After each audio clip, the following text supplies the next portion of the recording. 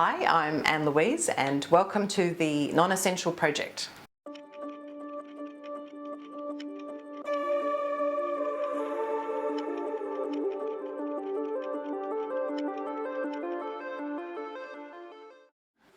I work in the theatre. I love the theatre, so live performance is my bag. I suppose at the end of the day, I'm a theatre director.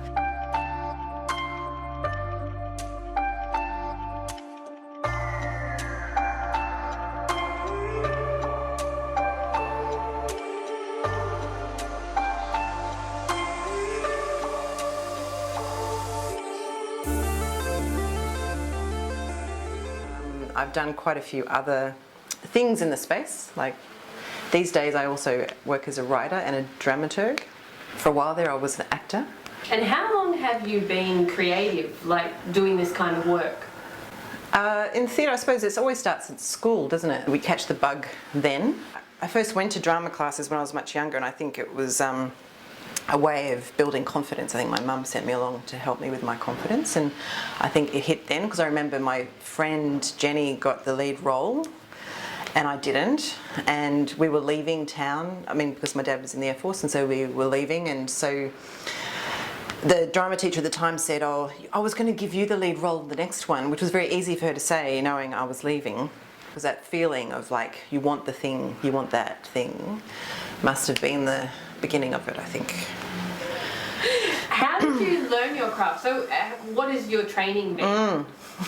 And so I went to university, and there I did a double degree, Bachelor of Laws, Bachelor of Arts, and as part of the arts thing I did English and drama. I sort of went overseas, and I think I've always had more of an entrepreneurial approach to what I do rather than a jobbing approach. Everything I suppose I've done has come from things that I've been curious about and wanting to do myself.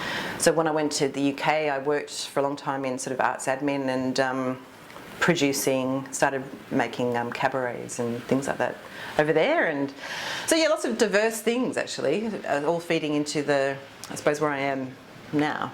Why did you come to Wollongong? London was exciting, and so I was there for 7 years, and then I think it was one of those things when you start to get into your 30s and you're thinking, oh, where am I laying my hat kind of thing. And my sister was here in Wollongong, and I'd sort of said, I want to go back to Australia, but I don't want to go back to nothing. The ad for Marigon came up, and I thought it had all the things I wanted. It was near family, it was near the ocean, and so I just worked my butt off to get that job, and I did, and been in Wollongong ever since, so there you go. And what was that job? What was the title? It was the Performing Arts Facilitator, or the PAF. Yeah, that's what that was. What do you love about your job? I suppose as a theatre director and as a writer is creating worlds and telling stories. I love working in a regional context because I think often those stories aren't always told. And I love sort of telling stories that belong to a place and that people can then either learn more about their place or just see themselves in the work. And fun. Like there's a sense of, I quite like the entertainment value. It doesn't mean it can't be sad or challenging, but I think that sense of coming away having experienced something is very important to me. What other jobs have you had that aren't in the industry? Right. Yeah, a few. I'm just trying to think. Well, I used to work as a legal secretary and a paralegal, so that was when I was doing my law degree. I worked for a Portaloo company for a while. That was fun. In the UK, I remember I went for one day. I did banana sorting. That was also fun. Who do you depend upon in your life, and who are you closest to? I suppose it depends on my family. Like I think my family, I've got a very supportive family, so I know they're there if I need them. But I'm also very lucky that I've got a very strong network of female friends. I'm very close to a lot of them actually, and so yeah, I feel very lucky that I've got a very good support network generally in my life. Did you have strong plans that then changed? No, actually, like this 2020 was always a behind the scenes year for me. I was sort of taking the opportunity just to sort of prepare for projects happening this year, getting to some more sort of writing work and planning. So it was always a sort of going to be a low-key year for me. So I was very lucky like that actually. I have friends who are actors who had a whole year of quite big shows happening in Melbourne, and they were, totally canned. And then to have that taken away from you, I think is very hard. in that industry. I was very lucky, but other people have had a rough time of it, yeah. Did you feel that your priorities shifted when the pandemic hit? Like, did things change for you about what was kind of important? Definitely. Well, I suppose it's whether it changed or whether it just became more apparent. You're forced into those spaces where life strips back to sort of bare essentials. As putting work aside, the essentials of companionship, time spent, how do you fill your days, kind of thing. Yeah, friendships. I think friendships really became very apparent then too. Family became very apparent. Like all the things you sort of know, but I think in that time. It's just a much more kind of, you know how important they are to you and how much you need them, yeah. Has the experience changed you? I think maybe perspective-wise, I do think it has created a level of, understanding, like wanting to understand people better or being open to understanding people better, being more patient, conscious, I suppose, of what other people are going through. What advice would you give someone looking at getting into the arts? Oh, I think the arts is a place where you kind of have to be open to what is required of you. And so you're sort of multi-skilled. Focusing on one particular area can work, but I have to say, I think having an entrepreneurial approach, which I brought up before, to what I do has really helped me.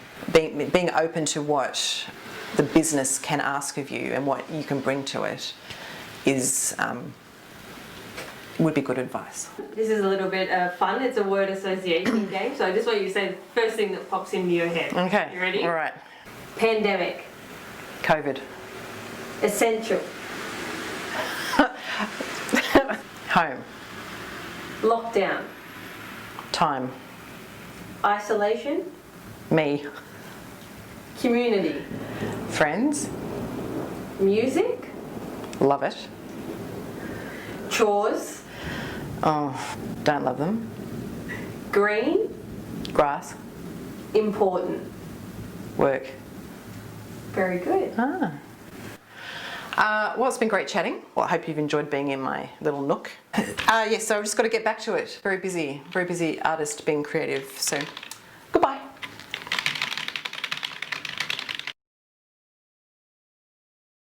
Yes. Delete, yeah. You can say goodbye to us. Well, thanks, Neisha, for having me. No, thanks, Neisha. Start again. I got most of that, but I got sick of it halfway through. Got sick of it. Visiting my nook and cranny. Yeah. Can you hear me now? Well, how do I sit? Do I sit like this? Hi. Look at me for a sec. Sorry. Oh, whoops. What have I just done? Sorry, I was going to get the giggles. Sorry, serious. Go ahead. Blooper reel. Stop. Okay, I was going to do it. I'm going to ignore both of you and just do it. Sorry, Neisha. I'm so sorry. Oh, dear. Tears of joy.